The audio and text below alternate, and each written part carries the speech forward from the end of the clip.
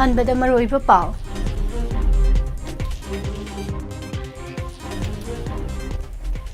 लेंगाकना हपलंबा political posting लौथोकनबा governor दा तक्सिनख्रे थबक तो ओंथोक्त्रबदी लोगी मतेंग लौरगनी हाइना कांग्रेस न फोंदोख्रे मार्च 9 दगी मियामगा लोइनना बफर जोन लांसिनदुना चंगसिलगनी हाइबो वाफम फोक्स की माइकेदगी फोंदोरगले क्वेश्चन लीक ओइबदा चेनाबा ओजा अनि सु फागतले हाइरे कोटुगी मथक्ता लोगी ओइबा कन्वेक्शन लौखतकदबनी हाइना कोकोमीना तक्सिनख्रे अमदी गवर्नर ना रिव्यू मीटिंग पांगथोख्रे खुरुमजरी morning newspaper reading meeting ताबिरिबा अमदी ताबिरिबा सिंगबो पुष्परानी लाइसोमना तराम नौशरी हौजिक मरोइबा पाउसिक म्यामदा संदोकना पिजरी स्टेट असिगी मपुंग फाबा लेंगाक लेतबना मणिपुर लेंगाकी एडवोकेट जनरल याउना लेरिबा पॉलिटिकल पोस्टिंग लौथोकनबा मिजेंग संगबियो हाइना मणिपुर प्रदेश कांग्रेस कमिटी एमपीसीसी ना अइबा चेरोल पिसिंदुना मणिपुर की गवर्नर अजय कुमार बालादा तक्सिनख्रे हिरम असिगा मरी लेनना बीटी रोड ता लेबा कांग्रेस बाबल दा गरांग पाउमिसिंग उनबदा एमपीसीसी की लीगल डिपार्टमेंट के वाइस चेयरमैन रवि खाना हाई सही असिगी फेब्रुआरी 9 दा चीफ मिनिस्टर एन बीरेन फम थादोख्रबा मतुंग मणिपुर दा हौजिक फावा मपुंग फाबा लेंगाक अमता सेंबा ngamtana लेयि फेब्रुआरी 12 मणिपुर प्रेसिडेंट रूल चलबा हौख्रबनी अदुबो स्टेट असिदना हाना पालंबा बीजेपी ना लुसिंबा लेंगाक मतमदा अपॉइंटमेंट तौखिबा political posting ngasisu adumak hingduna leibagi mami tari masimak yamna laibak thibani लेंगाक अमगी मतमदा लौखिबा पॉलिटिकल पोस्टिंग लेंगाक अदु लei ट्रबा मतमदा मसाना खंगना रिजाइन तौदुना फम थादोकपा हाइबसी हौना सानी हाइना खली मरम मदुना स्टेट असिदा पालंबा बीजेपी लेंगा की मतमदा लौखिबा पोस्टिंग बोट कॉर्पोरेशन न चिंगबसिंगी पॉलिटिकल पोस्ट खुदिमक लौथोकनबा गवर्नर ना मिजेंग संगबिननबा ngarang मेमोरेंडम अमा पिसिनखिबनी एडवोकेट जनरल हाइबसी लेबाक असिगी कॉन्स्टिट्यूशन की आर्टिकल 165 की मखादा कंगनबा लेंगाक अमगी मतमदा अपॉइंट तौबा पोस्ट अमनी मरम मदुना मपुंग फाबा लेंगाक लेटरबरी हिंदुना लेरिबा एडवोकेट जनरल अदुसु मसाना खंगना फम थादोकफम थोकपनी अदुबो मणिपुरदा हौजिक पीआर थमदुना हानगी बीजेपी लेंगाक अदु लेटरबसु अपॉइंट तौरंबा मणिपुर लेंगाक की एडवोकेट जनरल हौजिक फाबा दुमक फम थादोक्तना लेबगी ममी ताबा सिमक लाइबक थीबनी हाइनसु फोंगतोखी union home minister Amit Shah ना लंबी खुदिंगमक चथोक चसिन याहनगनी हाइखिबो वाफम अदो पुंगनिंग थौगतपगा लोइनना इरांग असिना मरम ओइरगा संगथोक संगसिन ngamludraba मफम कया तमना इम्फालदगी इंगतपगी पाउजल पोबा खोंगचत चतलगनी हाइना federation of civil society organisation FOCS की प्रेसिडेंट टीएस मनीहार फोंदोख्रे सिंगमैरोंग दा लेबा फोक्स की मयाई लोइसंगदा फोक्स का चटमिनरिबा तोंगान तोंगान बलोक कुनगी मिहुत सिंगना सरुक यादुना पांगथोकिबा पाउगी मिफमदा महांगना मखाताना हाइखी union home minister Amit Shah ना चेयर लौदुना फमकिबा सिक्योरिटी रिव्यू मीटिंग दा मणिपुर दा तंगदु लेताबा हंजिलकननबा वारेप कया लौखी वारेप सिंग अदुगी मनुंगदा था असिगी निपानदगी मणिपुर की लंबी खुदिंगमक मिपुम खुदिंगमकना चथोक चसिन याहनगनी हाइबा वारेप असिसु अमा ओइरी वारेप असिबु तरामना ओकपो ओइना सही अनि फाजिलकलबा इरांग असिना मरम ओइरगा सिक्योरिटी ना बफर जोन ओइना लाउथोक्तुना चंगथोक चंगसिन यारुद्रबा मफम कया अमदी मियामबो उनबोइना इंगतपगी पाउजल पोबा मियामगी खोंसत असि चतनबा थौरांग तौबनी हाइनसु फोंदोखी महाकना हाई खोंसत असिदा पंथुंग फम ओइगदोरिबा मफमसिंग असि क्रिस्टियन लाइनिंग चतपा नत्रगा इस्लाम लाइनिंग चतपा खुलसिंगदा अयाम्बा ओइगनी खोंसत असिना पंथुंग फम यौबगा खुल खुल अदुगी लाइनिंग की चतनबी मतुंग इना लाइसोन पांगथोक्तुना मणिपुरदा तंगतु लेताबा हंजिनबा ईश्वरगी मफमदसु थौनिगनी हाइखी लोइनना चटकदोरिबा खोंसत असि इंगतपगी पाउजल पोबा खोंसत अमा ओइबता नतना खोंसत असिना सेंटरना मणिपुरदा तंगतु लेताबा हंजिलकनबा पाइखलिबा थौरांग सिंगसु कांगलोन चुमना पाइखलिब्रा हाइबदुसु यंगसिनगनी हाइबा खोंगचत असिदा लमदम असिगी मरु ओइना तंपाकी मियामना सरुक याबिदुना माइ पाकवा खोंगचत अमा ओइहनबियु खोंगचत असि लमथागदबा मफम अमदि पंथुंगफम ओइगदबा मफम अदु नोमनिनी असिगी मनुंगदा मियामदा सोइदना खंगहलगनी हाइनसु महांगना मखा ताखी council of higher secondary education Manipur कोसेमना लौदुना पांगथोकलिबा क्लास 12 एग्जामिनेशन की नहान फिजिक्स थोकपा नमिता क्वेश्चन पेपर लीक ओइखिबगी वाथोकता चेनाबा ओजा अनि मणिपुर पुलिस की साइबर क्राइम ना फगतपा ngamkhre हिरम असिगी मतंगदा पाउमिसिंगदा वांगांगलादुना साइबर क्राइम यूनिट की एसपी निंगोंबम जोन ना हाई नहान थोकिबा फिजिक्स सब्जेक्ट की क्वेश्चन पेपर की फोटो अमा सोशल मीडिया दा थादोकनारकपगी मतंगदा कोसेमगी माइकिदगी कंप्लेन अमा लाकपदगी साइबर क्राइम पुलिस स्टेशन ना FIR अमा रजिस्टर तौदुना तिगतपा होखी मदुदा मियोय क्या मरुम कौखतुना वहांग पहांग सथखी मदुगी तुंगदा थौबाल डिस्ट्रिक्ट की नेप्रा कंपनी मखा लेकाइदगी माइबम सुनील सही 38 अपोकपा माइबम इबोमचा कौबा मियोय असि फागतपा ngamkhibani mahak थौबालदा लेबा पैराडाइज इंग्लिश स्कूल की फिजिक्स की ओजा ओइबता नतना एग्जाम सेंटर असिगी AOC ओइनसु थौ पुरिबा मियोयनी महाक मसागी मयुमदसु लनाइगी होस्टेल चलाइबा मियोयनी हाइदि अतोबा फारबा मियोय असिना थौबाल ओक्रमदगी निंगोंबम जगदीश सही 38 अपोकपा विद्यासोर कवि ओजागी सिनफमदा लैबनी हाइदि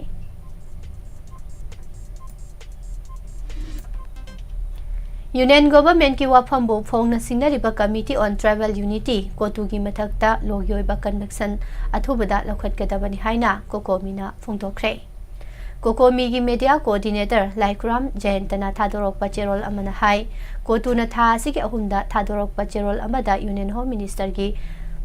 मतिक मंगम्बु अतमनना सिंगनरकपा थेंगनै मसी कॉन्स्टिट्यूशन थुगाइबदा नतना लैबा असिगे अपुनबा सक्तम लॉ एंड ऑर्डर अमदी इंडिया की निंगतंबदा सिंगनरकपनी हाइना लौवे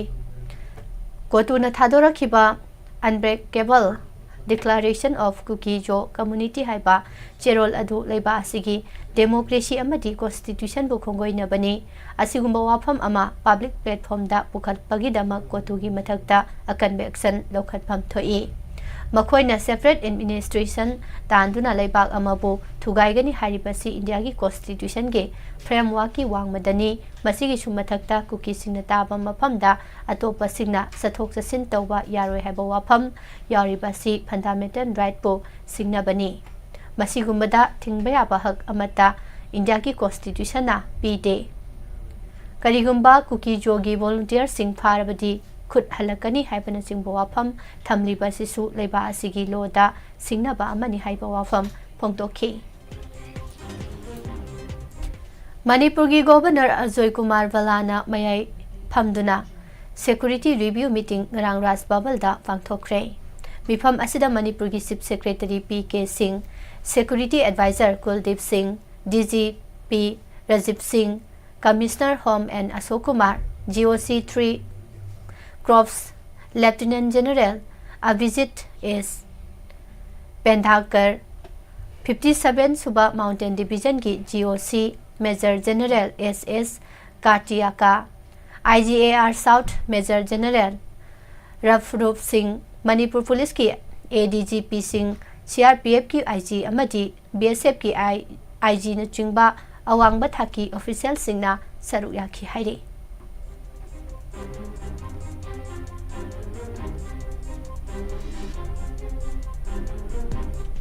मोइरांग हाइबा लमदम असि ममांगैदा लेबाक अमा ओइना लेजरहमबनी मोइरांगी तसेंग बाचुंबा पुवारी मांगदनबा होनसी हाइना मोइरांग असेंबली कॉन्स्टिट्यूएंसी के MLA थोंगाम शांतिना फोंदोखरे ngarang kege moirang kangleirol kanba lupna sinduna lup asigi mari suba mapo kumon thoram moirang wa number 1 patlo lekai gi modern fish market talaiba lup asigi office ta pangthokre thoram asiga mari leinana thongam santi na hai Manipur gi puari sagat pada moirang kangleirol na ajoba thodang lawduna lakli moirang kangleirol asi hojiki leiriba mirol na tapna kausalak pagum tauri moirang asi mamangda tokhai balaiba amo oina leirambani haiki mama mapa oibasingna makoi gi angang singbo haihaningba amadi phahaningbana maram oiraga ngasidi angang sing adugi aningba pambadugi wangmada ꯆꯠꯍꯟꯕꯅ state ꯑꯁꯤ ꯃꯅꯤꯡ ꯍꯜꯂꯛꯅꯅꯕꯒꯤ ꯃꯆꯥꯛ ꯑꯃ ꯑꯣꯏꯕꯇ ꯅꯠꯇꯅ ꯑꯉꯥꯡ ꯑꯗꯨ ꯃꯥꯡꯍꯟꯅꯅꯕꯒꯤ ꯂꯝꯕꯤꯗ ꯂꯥꯛꯂꯦ ꯍꯥꯏꯅ ꯁꯣꯁꯤꯌꯦꯜ ꯁꯥꯏꯟꯇꯤꯁ ꯗꯣꯛꯇꯔ ꯙꯅꯕꯤꯔ ꯂꯥꯏꯁ꯭ꯔꯣꯝꯅ ꯐꯣꯡꯗꯣꯛꯈ꯭ꯔꯦ꯫ ꯏꯝꯐꯥꯜ ꯋꯦꯁ ꯗꯤꯁꯇ꯭ꯔꯤꯛꯀꯤ ꯃꯣꯡꯁꯥꯡꯒꯩ ꯕꯣꯔꯣꯏ ꯃꯈꯣꯡꯗ ꯂꯩꯕ ꯍꯅꯤꯀꯣꯝ ꯐꯥꯎꯟꯗꯦꯁꯟ ꯁ꯭ꯀꯨꯜꯒꯤ 3ꯂꯛ ꯁꯨꯕ ꯐꯥꯎꯟꯗꯦꯁꯟ ꯗꯦꯒꯤ ꯊꯧꯔꯝꯗ ꯑꯊꯣꯏꯕ ꯃꯤꯊꯨꯡ ꯑꯣꯏꯅ ꯁꯔꯨꯛ ꯌꯥꯈꯤꯕ ꯗꯣꯛꯇꯔ ꯙꯅꯕꯤꯔ ꯂꯥꯏꯁ꯭ꯔꯣꯝꯅ ꯍꯥꯏ ꯃꯃꯥ ꯃꯄꯥ ꯑꯣꯏꯕꯁꯤꯡꯅ ꯃꯈꯣꯏꯒꯤ ꯃꯆꯥꯁꯤꯡꯕꯨ ꯑꯅꯤꯡꯕ ꯄꯥꯝꯕ ꯈꯪꯗꯣꯛꯇꯨꯅ ꯅꯤꯡꯊꯤꯅ ꯋꯥꯔꯤ ꯁꯥꯅꯗꯨꯅ ꯑꯐꯕ ꯑꯆꯨꯝꯕ ꯃꯥꯏꯀꯩꯗ ꯄꯨꯔꯛꯅꯕ ꯍꯣꯠꯅꯕ ꯃꯊꯧ ꯇꯥꯏ꯫ ꯃꯃꯥ ꯃꯄꯥ ꯑꯣꯏꯕꯁꯤꯡꯅ ꯑꯉꯥꯡꯁꯤꯡꯕꯨ ꯄ꯭ꯔꯣꯐꯦꯁꯅꯦꯜ ꯂꯥꯏꯐ ꯈꯛꯇꯗ ꯆꯠꯍꯟꯈꯤꯕꯅ ꯌꯨꯝꯒꯤ ꯑꯃꯗꯤ ꯈꯨꯟꯅꯥꯏ ꯑꯁꯤꯒꯤ ꯀꯔꯤꯃꯠꯇ ꯈꯟꯗ꯭ꯔꯦ꯫ ꯑꯁꯤꯒꯨꯝꯕ ꯐꯤꯚꯝ ꯑꯁꯤꯗ ꯑꯗꯨꯃꯛ ꯃꯈꯥ ꯇꯥꯅ ꯆꯠꯊꯔꯕꯗꯤ ꯈꯨꯟꯅꯥꯏ ꯑꯁꯤ ꯐꯒꯠꯂꯛꯄꯗꯤ ꯂꯥꯏꯔꯗꯅ ꯃꯅꯤꯡ ꯑꯗꯨꯃꯛ ꯍꯜꯂꯛꯀꯅꯤ ꯍꯥꯏꯈꯤ꯫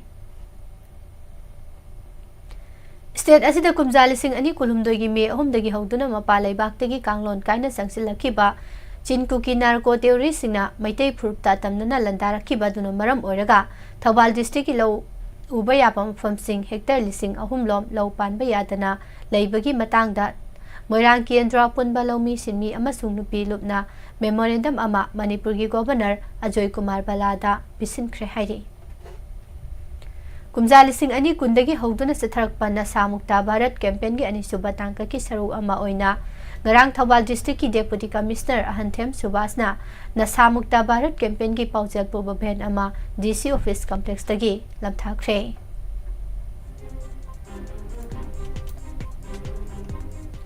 ꯁ꯭ꯇꯦꯠ ꯑꯁꯤꯒꯤ ꯇꯨꯡꯒꯤ ꯌꯨꯝꯕꯤꯔꯦꯜ ꯑꯣꯏꯒꯗꯧꯔꯤꯕ ꯍꯧꯒꯠꯂꯛꯂꯤꯕ ꯅꯍꯥꯁꯤꯡꯅ ꯑꯆꯦꯠꯄ ꯐꯤꯔꯦꯞ ꯑꯃꯒ ꯂꯣꯏꯅꯅ ꯄꯥꯟꯗꯝ ꯊꯝꯗꯨꯅ ꯈꯨꯟꯅꯥꯏ ꯑꯁꯤꯕꯨ ꯃꯥꯡꯖꯤꯜ ꯊꯥꯅꯅꯕ ꯍꯣꯠꯅꯁꯤ ꯍꯥꯏꯅ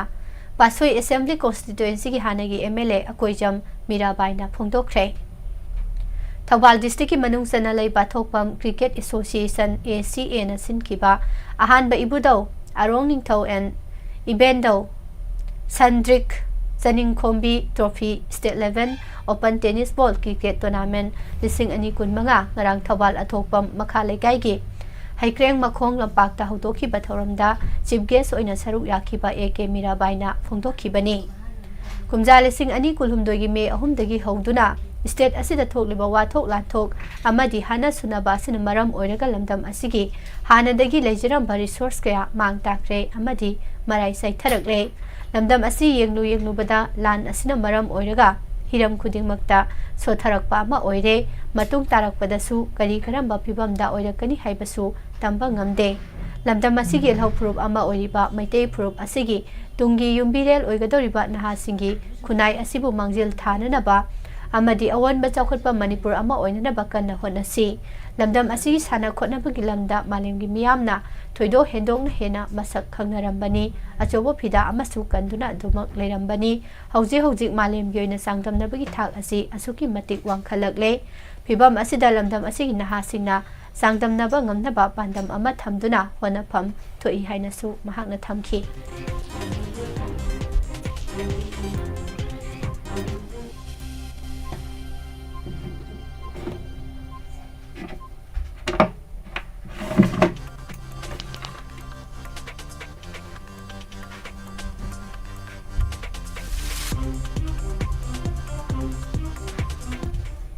ꯃꯤꯌꯥꯝꯒꯤ ꯃꯤꯍꯨꯠꯁꯤꯡ ꯇꯨꯃꯤꯟꯅ ꯂꯩꯁꯤꯟꯕ ꯌꯥꯔꯣꯏ, ꯑꯊꯨꯕ ꯃꯇꯝꯗ ꯁꯨꯡꯁꯤꯟꯅꯗꯨꯅ ꯂꯩꯉꯥꯛ ꯑꯃꯨꯛ ꯍꯟꯖꯤꯜꯂꯛꯅꯅꯕ ꯍꯣꯠꯅꯒꯗꯕꯅꯤ ꯍꯥꯏꯗꯨꯅ MLAꯁꯤꯡꯗ ꯆꯦꯔꯣꯜ ꯄꯤꯁꯤꯟꯗꯨꯅ ꯂꯥꯛꯂꯤ꯫ ꯍꯥꯟꯅꯒꯤ ꯆꯤꯐ ꯃꯤꯅꯤꯁꯇꯔ N. ꯕꯤꯔꯦꯟꯗꯁꯨ ꯉꯔꯥꯡ ꯆꯦꯔꯣꯜ ꯄꯤꯁꯤꯟꯕ ꯆꯠꯂꯨꯕꯗ ꯏꯃꯥꯁꯤꯡꯗ ꯎꯠꯂꯛꯄ ꯊꯧꯑꯣꯡ ꯑꯗꯨ ꯌꯥꯅꯤꯡꯗꯦ ꯍꯥꯏꯅ ꯑꯄꯨꯟꯕ ꯃꯅꯤꯄꯨꯔꯒꯤ ꯏꯃꯥꯁꯤꯡ ꯌꯨꯅꯥꯏꯇꯦꯗ ꯃꯥꯗꯔꯁ ꯑꯣꯐ ꯃꯅꯤꯄꯨꯔꯒꯤ ꯄ꯭ꯔꯁꯤꯗꯦꯟꯠ ꯊꯣꯉꯥꯝ ꯏꯅꯥꯎꯆꯥꯅ ꯐꯣꯡꯗꯣꯔꯛꯂꯤ꯫ ꯃꯅꯤꯄꯨꯔ ꯄ꯭ꯔꯦꯁ ꯀ꯭ꯂꯕꯇ ꯉꯔꯥꯡ ꯄꯥꯎꯃꯤꯁꯤꯡꯒ ꯎꯅꯕꯗ ꯏꯅꯥꯎꯆꯥꯅ ꯍꯥꯏ ꯁ꯭ꯇꯦꯠ ꯑꯁꯤꯒꯤ ꯃꯄꯤ ꯃꯄꯥ ꯑꯃꯁꯨ ꯑꯣꯏꯔꯝꯕ ꯃꯍꯥꯛꯀꯤ ꯃꯇꯝꯗ ꯂꯥꯟ ꯑꯁꯤꯁꯨ ꯊꯣꯛꯄꯅ ꯁ꯭ꯇꯦꯠ ꯑꯁꯤꯒꯤ ꯂꯩꯔꯤꯕ ꯃꯤꯍꯨꯠꯁꯤꯡ ꯄꯨꯟꯁꯤꯟꯗꯨꯅ ꯀꯔꯤ ꯇꯧꯕ ꯌꯥꯕꯒꯦ ꯇꯥꯟꯅꯅꯕ ꯉꯔꯥꯡ ꯆꯤꯐ ꯃꯤꯅꯤꯁꯇꯔ ꯑꯣꯏꯔꯝꯕ N. ꯕꯤꯔꯦꯟꯒꯤ ꯌꯨꯝꯗ ꯆꯦꯔꯣꯜ ꯄꯤꯁꯤꯟꯅꯅꯕ ꯏꯃꯥꯁꯤꯡꯅ ꯆꯠꯄꯅꯤ꯫ ꯏꯃꯥꯁꯤꯡꯕꯨ ꯉꯥꯏꯍꯟꯗꯨꯅ ꯊꯝꯂꯕ ꯃꯇꯨꯡ ꯄꯨꯂꯤꯁ ꯀꯃꯥꯟꯗꯣ ꯂꯥꯛꯇꯨꯅ ꯀꯔꯤ ꯃꯔꯝꯒꯤ ꯂꯥꯛꯂꯤꯕꯅꯣ? N. ꯕꯤꯔꯦꯟ ꯃꯁꯥ ꯌꯨꯝꯗ ꯂꯩꯇꯦ ꯍꯥꯏꯕ ꯋꯥꯐꯝ ꯊꯝꯂꯛꯈꯤꯕ ꯑꯁꯤꯃꯛ ꯂꯥꯏꯕꯛ ꯊꯤꯕꯅꯤ꯫ ꯃꯍꯥꯛꯅ CMꯒꯤ ꯐꯝ ꯊꯥꯗꯣꯛꯈꯤꯕꯗꯒꯤ ꯃꯅꯤꯄꯨꯔꯗ ꯐꯦꯕ꯭ꯔꯨꯋꯥꯔꯤ 18ꯗ ꯄ꯭ꯔꯁꯤꯗꯦꯟꯠ ꯔꯨꯜ ꯂꯥꯛꯇꯨꯅ ꯃꯄꯨ ꯄꯥꯟꯗꯕ ꯂꯝꯗꯝ ꯑꯃ ꯑꯣꯏꯔꯛꯈꯤꯕꯅꯤ꯫ ꯂꯣꯏꯁꯤꯟꯗꯅ ꯂꯩꯔꯤꯕ ꯁ꯭ꯇꯦꯠ ꯑꯁꯤꯒꯤ ꯏꯔꯥꯡ ꯑꯁꯤꯗ ꯃꯔꯥꯜ ꯂꯩꯇꯕ ꯃꯤꯑꯣꯏ ꯀꯌꯥ ꯑꯃꯒꯤ ꯄꯨꯟꯁꯤ ꯃꯥꯡꯈ꯭ꯔꯕꯅꯤ꯫ ꯃꯁꯤꯗ ꯅꯠꯇꯅ ꯀꯌꯥ ꯑꯃꯅ ꯁꯣꯏꯅꯥꯏꯗꯨꯅ ꯂꯩꯔꯤ꯫ ꯃꯤꯑꯣꯏ ꯀꯌꯥ ꯑꯃꯅ ꯂꯥꯟꯖꯤꯟꯅꯗꯨꯅ ꯔꯤꯂꯤꯐ ꯀꯦꯝꯞꯇ ꯆꯪꯖꯐꯝ ꯂꯧꯗꯨꯅ ꯏꯔꯥꯡ ꯑꯁꯤꯒꯤ ꯆꯩꯊꯦꯡ ꯃꯥꯌꯣꯛꯅꯔꯤꯕꯅꯤ꯫ ꯑꯁꯤꯒꯨꯝꯕ ꯑꯣꯏꯔꯛꯂꯤꯕ ꯐꯤꯚꯝ ꯀꯌꯥ ꯑꯁꯤꯗ ꯃꯤꯍꯨꯠꯁꯤꯡꯅ ꯇꯨꯃꯤꯟꯅ ꯂꯩꯁꯤꯟꯕꯒꯤ ꯊꯧꯑꯣꯡ ꯑꯁꯤ ꯌꯥꯅꯤꯡꯗꯦ꯫ ꯃꯤꯌꯥꯝꯅ ꯈꯟꯈꯤꯕ ꯃꯤꯍꯨꯠꯁꯤꯡꯅ ꯀꯣꯛ ꯆꯨꯡꯁꯤꯟꯅꯗꯨꯅ ꯑꯊꯨꯕ ꯃꯇꯝꯗ ꯁ꯭ꯇꯦꯠ ꯑꯁꯤꯒꯤ ꯂꯩꯉꯥꯛ ꯁꯦꯝꯒꯗꯕꯅꯤ꯫ ꯂꯥꯟ ꯑꯁꯤꯗ ꯆꯤꯡꯈꯣꯡ ꯆꯤꯡꯌꯥꯗ ꯈꯨꯜ ꯉꯥꯛꯇꯨꯅ ꯂꯩꯔꯤꯕ ꯃꯤꯑꯣꯏꯁꯤꯡꯒꯤꯁꯨ ꯑꯊꯨꯕꯗ ꯋꯥꯔꯣꯏꯁꯤꯟ ꯑꯃ ꯄꯨꯔꯛꯅꯕ ꯍꯣꯠꯅꯒꯗꯕꯅꯤ꯫ ꯄꯣꯄꯤ ꯊꯥꯕ ꯑꯃꯗꯤ ꯃꯤꯇꯣꯞ ꯆꯪꯂꯛꯄ ꯊꯤꯡꯅꯕ ꯍꯥꯟꯅꯗꯒꯤ ꯆꯠꯊꯔꯛꯄ ꯊꯕꯛꯁꯤꯡ ꯂꯩꯉꯥꯛ ꯁꯦꯝꯗꯨꯅ ꯃꯈꯥ ꯇꯥꯅ ꯑꯗꯨꯃꯛ ꯆꯠꯊꯒꯗꯕꯅꯤ ꯍꯥꯏꯈꯤ꯫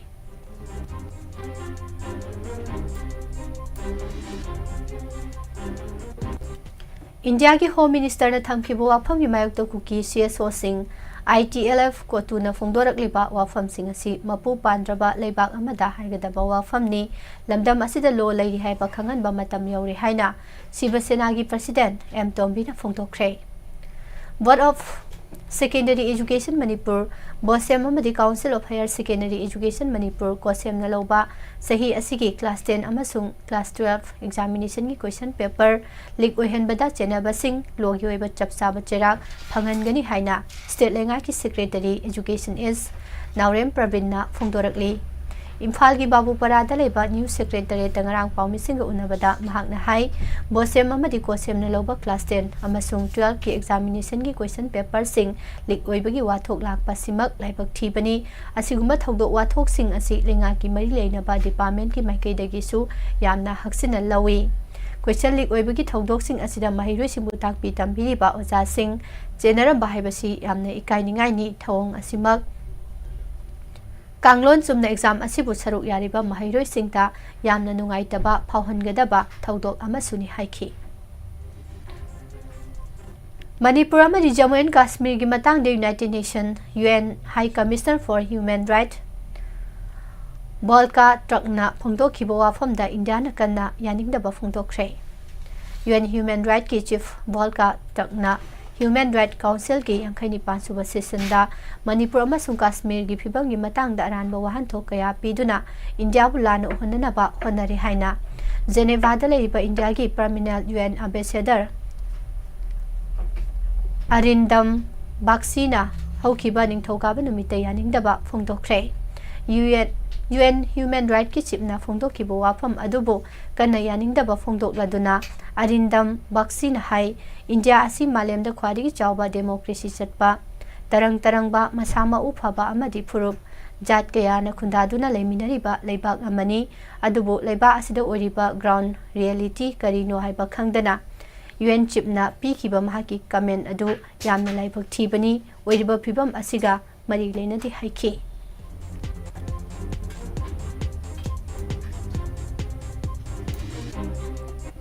ꯍꯧꯖꯤꯛ ꯃꯈꯥ ꯇꯥꯔꯛꯄꯗ ꯃꯄꯥꯟꯒꯤ ꯑꯣꯏꯕ ꯄꯥꯎꯁꯤꯡ ꯄꯤꯖꯔꯤ꯫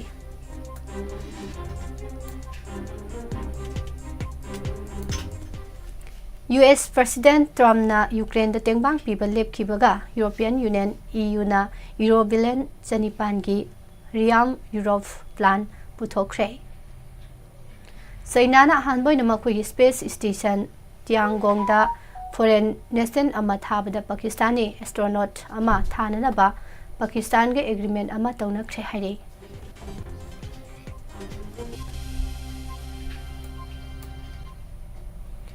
ꯕꯥꯏꯗꯦꯟ ꯑꯦꯗꯃꯤꯅꯤꯁꯇ꯭ꯔꯦꯁꯟꯅ ꯍꯥꯟꯅ ꯃꯇꯝ ꯊꯦꯡꯊꯍꯜꯂꯝꯈꯤꯕ ꯃ꯭ꯌꯨꯅꯤꯁꯟꯁꯤꯡ ꯊꯥꯔꯛꯄꯒꯤꯗꯃꯛ ꯏꯖꯔꯦꯜꯒꯤ ꯄ꯭ꯔꯥꯏꯝ ꯃꯤꯅꯤꯁꯇꯔ ꯕꯦꯟꯖꯥꯃꯤꯟ ꯅꯦꯇꯟꯌꯥꯍꯨꯅ ꯅꯣꯡꯃꯥꯏꯖꯤꯡ ꯅꯨꯃꯤꯠꯇ US ꯄ꯭ꯔꯁꯤꯗꯦꯟꯠ ꯗꯣꯅꯥꯜꯗ ꯇ꯭ꯔꯝꯞꯇ ꯅꯨꯡꯉꯥꯏꯕ ꯐꯣꯡꯗꯣꯛꯈ꯭ꯔꯦ꯫ ꯍꯧꯈꯤꯕ ꯆꯌꯣꯜꯗ US ꯄ꯭ꯔꯁꯤꯗꯦꯟꯠ ꯗꯣꯅꯥꯜꯗ ꯇ꯭ꯔꯝꯞꯇꯒꯤ ꯑꯀꯟꯕ ꯇꯥꯔꯤꯐꯁꯤꯡ ꯂꯧꯊꯣꯛꯅꯕ US ꯑꯟꯗꯔꯀꯣꯚꯔ ꯑꯦꯖꯦꯟꯠ ꯑꯃ ꯍꯥꯞꯄꯒꯤ ꯆꯍꯤ ꯗꯤꯀꯦꯗ ꯀꯌꯥ ꯄꯥꯝꯂꯤꯕ ꯃꯦꯛꯁꯤꯀꯥꯟ ꯗ꯭ꯔꯒ ꯂꯣꯔꯗ ꯅꯥꯔꯀꯣꯁ ꯍꯥꯏꯅ ꯈꯪꯅꯕ ꯔꯥꯐꯦꯜ ꯀꯦꯔꯣ ꯀꯨꯏꯟꯇꯦꯔꯣꯁꯨ ꯃꯦꯛꯁꯤꯀꯣꯅ ꯌꯨꯅꯥꯏꯇꯦꯗ ꯁ꯭ꯇꯦꯠꯁꯇ ꯑꯦꯛꯁꯇ꯭ꯔꯥꯗꯤꯠ ꯇꯧꯔꯛꯈꯤꯕ ꯀꯥꯔꯇꯦꯜ ꯃꯦꯝꯕꯔ 18ꯒꯤ ꯃꯅꯨꯡꯗ ꯌꯥꯎꯔꯛꯂꯦ ꯍꯥꯏꯔꯤ꯫ ꯔꯁꯤꯌꯥꯅ ꯐꯦꯕ꯭ꯔꯨꯋꯥꯔꯤ 2022ꯗ ꯂꯥꯟ ꯍꯧꯔꯛꯈꯤꯕ ꯑꯗꯨꯒꯤ ꯃꯇꯨꯡꯗꯒꯤ ꯌꯨꯅꯥꯏꯇꯦꯗ ꯁ꯭ꯇꯦꯠꯁꯅ ꯌꯨꯀ꯭ꯔꯦꯟꯗ ꯄꯨꯟꯅ $3 ꯕꯤꯂꯤꯌꯟ ꯍꯦꯟꯕꯒꯤ ꯃꯤꯂꯤꯇꯔꯤ ꯁꯄꯣꯔꯠ ꯄꯤꯈ꯭ꯔꯦ꯫ ꯑꯗꯨꯕꯨ ꯗꯣꯅꯥꯜꯗ ꯇ꯭ꯔꯝꯞꯅ ꯀꯤꯌꯨꯕꯇ ꯄꯤꯕ ꯃꯇꯦꯡ ꯑꯗꯨ ꯂꯦꯞꯅꯕ ꯅꯤꯡꯊꯧꯀꯥꯕ ꯅꯨꯃꯤꯠꯇ ꯑꯣꯔꯗꯔ ꯇꯧꯈꯤꯕ ꯃꯇꯨꯡꯗꯒꯤ ꯃꯈꯥ ꯇꯥꯕ ꯇꯦꯡꯕꯥꯡ ꯃꯐꯝ ꯃꯔꯥꯡ ꯈꯪꯗꯅ ꯂꯩꯈ꯭ꯔꯦ ꯍꯥꯏꯔꯤ꯫ ꯗꯤꯐꯦꯟꯁ ꯃꯤꯅꯤꯁꯇꯔ ꯔꯥꯖꯅꯥꯊ ꯁꯤꯡꯅ ꯅ꯭ꯌꯨ ꯗꯦꯜꯂꯤꯗ ꯂꯩꯕ RDO ꯚꯥꯋꯟꯗ Internal Security and Disaster Relief Operation ki damak Advanced Technologies ki matangda Ministry of Home Affairs, MISA, Defense Research and Development Organization DRDO Collaboration Conference kam exhibition hautokre.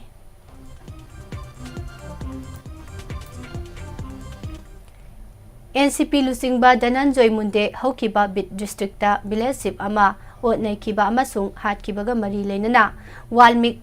Kalar kauba mahaki naknaba official ama phakibagi matung Maharashtra gi Food and Civil Supplies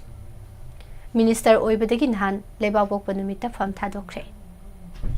Anti-cancer drugs sing yauna life-saving medicine ton ani hena puduna irai numita Sudan gidamak Indian Coast Guard Chief Satsef Khongsan kre hairi. Jammu and Kashmir amasung Pakistan occupied Kashmir POK ga ani ki marakta lairiba hingbagi phibam sing adu Nation Conference MLA na leibapokpa numita sangdam nakiba amasung line of control ke atopa nakanda lairiba POK ki infrastructure hena phai haikre amasung maduna Jammu and Kashmir Assembly da wathok ama thohan kre. The Lancet Journal da phongkiba global analysis amana lising ani yangkhai phawbada India gi mi million chamriga nifu hena masa kai hena noiba amasung arumba henba mioi oiragani haina pakre.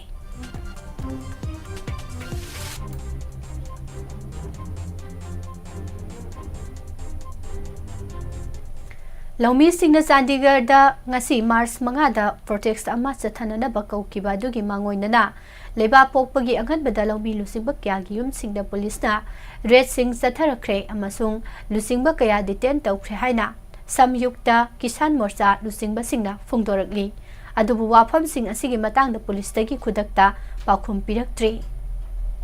India gi nongpok amasung awang nongpok ta leiba lamsing gi oiba joint regional official language conference amadi manayen thopui thoram Ministry of Home Affairs Government of India na sinduna ngasi Guwahati da pangthoklagani. Makha tarakpada sanabagi pau pijari.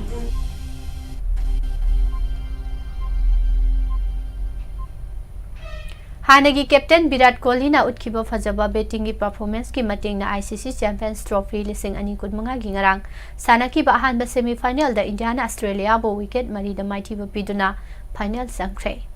Dubai International Cricket Stadium da sanaki ba tournament ki ahanba semi final match asigi toss Australia na ngamduna betting hana tawrakpada over 98 ball ahum da wicket tara turaga run chani ga humpu mari lauki masigi pakhumda India na over 95 ball amada wicket taruk turaga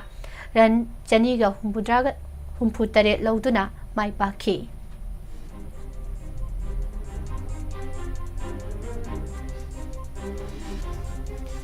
Manipur Cricket Association na MNCA na sinduna sa thariba mapan suba MNCA W Prahada NW Ramananda Elite Tournament lising ani kunmari kunmanga ngarang sanakiba match da ES Wangkhai Palace Compound na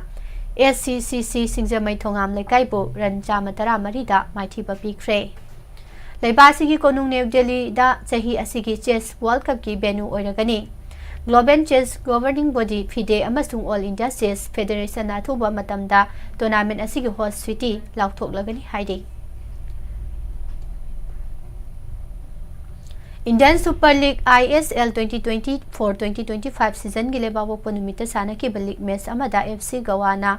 Mohammedan SC bo pansil ani shinoda maithiba biduna semi final sangkre. New Delhi gi Indira Gandhi Stadium da ani shuba Asian Joganas Championship Mars kuma pandagi kuntra mathoi pawba pangthoklagani. Championship asida leibak tara tarukna saru yagani hairi. All Jiribam Sports Association AJSA na sinduna Jiribam Higher Secondary School gi sanabungda team nipa na saru yaduna nahandagi hauduna satharakiba Taramapan suba thoksom Radhamani Memorial Senior Open Football Tournament lising ani kunmanga gi ngarang sanakiba match da RYC Ramgaijang na Khasi Youth Club po pansil ani amada maithiba pikre. Senior Women's National Hockey Championship lising ani kun mangagi ngarang sanakhiba Division B gi matchingda hockey Uttarakhand amasung Chhattisgarh hockey mai pakre. Italy gi top flight tournament Serie A gi nahan athengbada sanakhiba league match amada Juventus na Hellas Veronabo Pansil ani shunoda maithiba piduna point table gi mari subada haigatkre. Manipur Veteran Cricket Association asinduna Langtaban Public Ground da Chathariba T20 Manipur Veteran Cricket Tournament lising ani kun mangagi semi final line-up mapung phakre. CO Astro Turf Hockey Stadium akapa da Chathariba Han State 11 Thongam Iboyaima Ningsing Master amasung under 14 Boys and Girls Hockey Tournament ki ngara ibta sanakibada MLS A Mayai Lambina CO Tarahumdoi Shunoda amasung TWC Tabungkokna Ideal Club Terabo Taramanga Shunoda Maithiba pikre.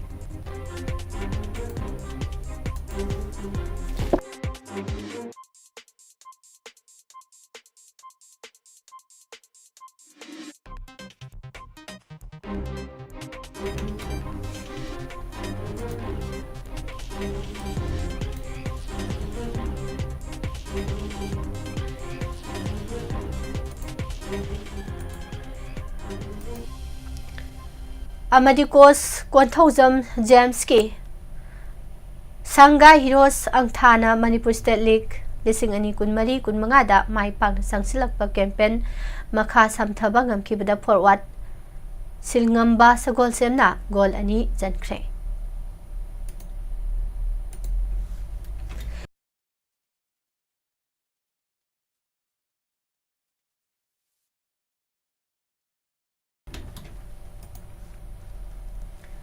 Loisilakpada maroiba pao mohana.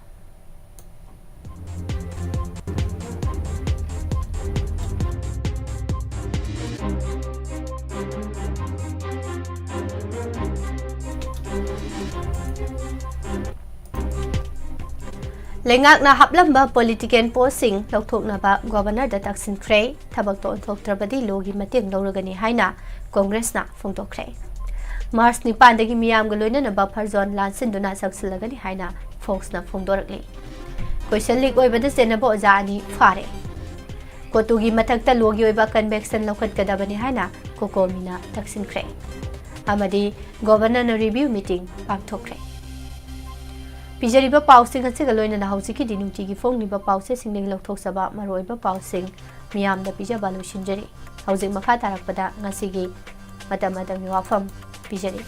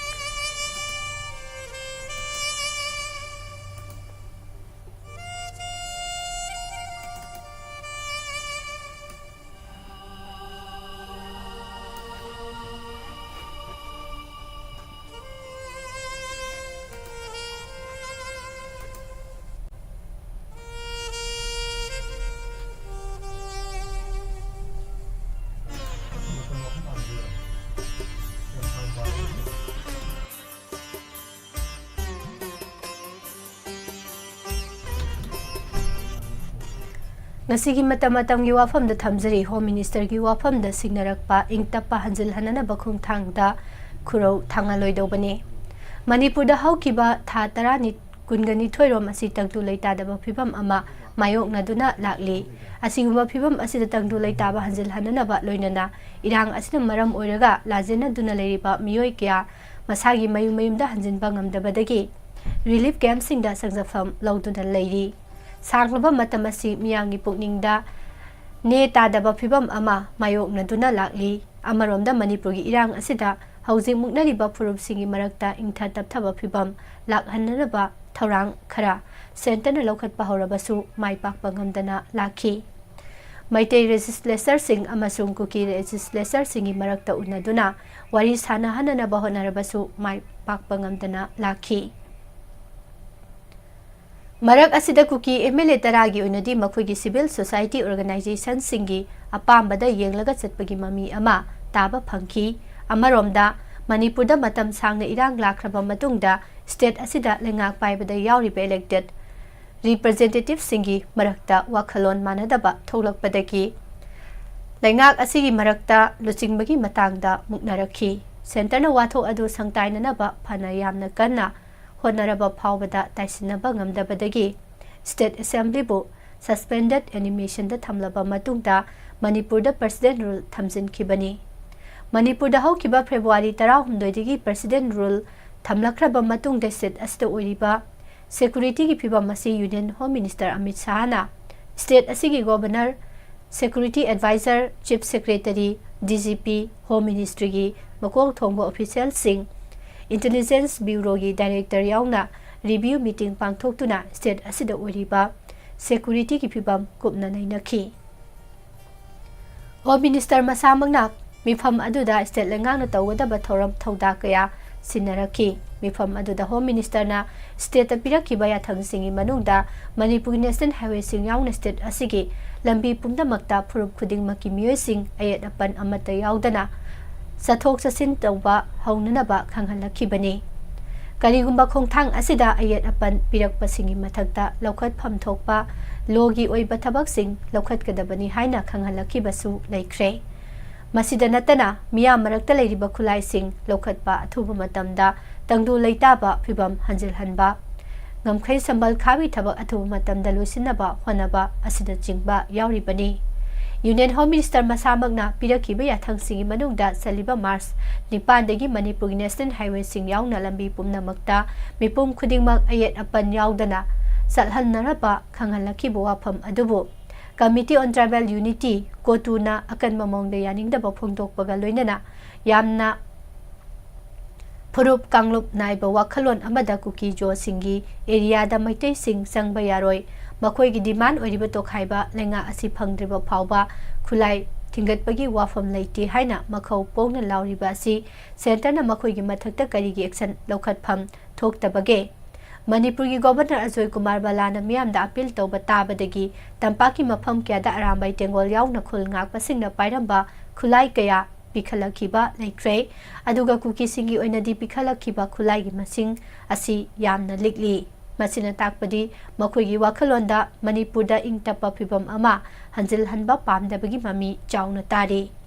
pumnama asi yengaga center lengakna Lamdam asida ingtapa amasung mahusagi phibamda hanjil handana bahotnaringai matam asida khurau thangnana bahotnariba miyoising adu kanano haiba khangdoklaga makhoi gi mathakta leibaki ingtapa phibamda akaiba thohannaba amasung leibak machetana thugainaba honabagi damak cherak pifam thoi haibasi pumnamakna soidana yanaba wafam ama oigani haiba wafam ngasigi matam matangi wafam da thamjari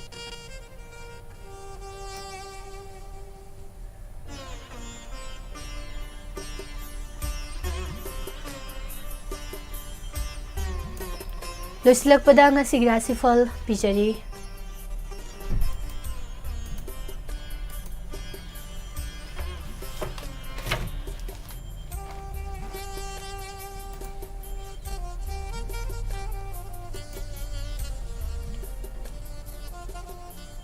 Yaifaraba ngasi lamtagi tarung nipan ba Inglising anikun mga Mars ki tarik mga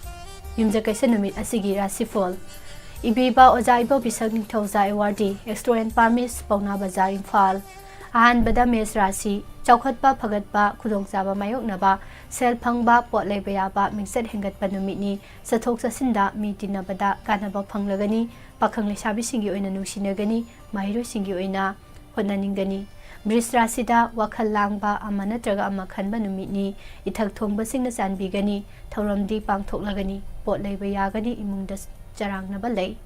Pakhang lesabi singi oina lawtong nagani mahiro singi oina wakal sangloi. Mithun Rashi achawba pentaba khatnaningba loinagani. Gari tamna thawgani sel chatpa na hengani sagai na yengthigani changjarakpa kangkhatluganu. Pakhang lesabi singi oina muknagani mahiro singi oina wakal phaksingani. Karkat mayam loinabada wa ngangbada haisingdrabadi tokhai tagangani sel phangba chatpa managani achoba singnadi chanbigani thabak machadi pangthoklagani pakhang lesabi singoina mot khenagani mahiru singoina wakhal charangnagani singa rasi wakhal changba thabakna helagani sel pithok pisinda hena cheksingani yasin bayam lagani thauramdi pangthoklagani imungda santi leiroi pakhang lesabi singoina warawnagani mahiru singoina hotnaningloi kaina rasi khudong chaba thingnaba thabak khara pangthokpa mateng pibiba hengatpa lamtu chatpa mi tinabadi kanagani lusingba singnadi chanbigani pakhang lesabi singoina wakhal chanagani mahiru singoina lawsing hengatlagani Tula rasi wa ngangbada akanba wahai sizinadaba phagani achumbada athalana lobigani sagaina yingthigani lamchatpa phaba watli pakhang lesabi singoina mot khenagani mahiru singoina budi thokloi Brisik rasi chawkhatpa phagatpa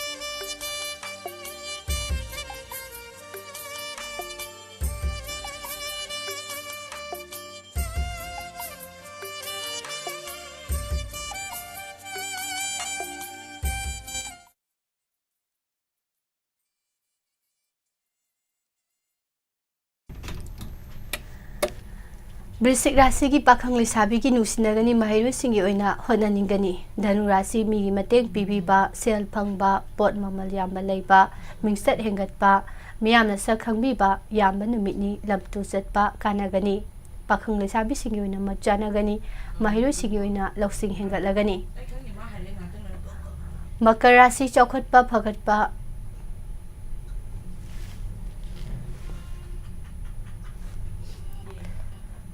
Thauram pangthokpa marup mapham pak chawba singthabi bade yawba numitni changengnabada aphaba phal phanglagani pakhang lesabi singi oina nungsinagani mahiru singi oina honaningani Kumbha rasi hakchang wakhal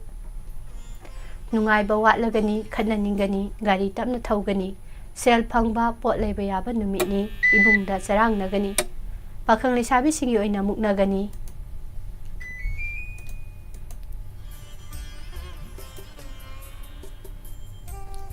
Mahiru singi oina wakhal thokloi aroibada mina rasi wakhal muna khalaga thabak pangthoknaba honajagani anawba pot leiba yagani ithak thongba singna chanbiragani pakhang lesabi singi oina wakhal chanagani mahiru singi oina budi chawkhatlagani masini ngasigi rashifal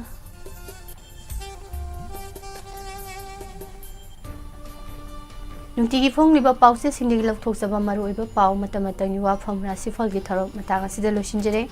masigi oina makha tarak pathoramda face to face thoram asi mathangki page da taba phangmigani pumnamakpu pusparani laisrom namu kahna khurumjari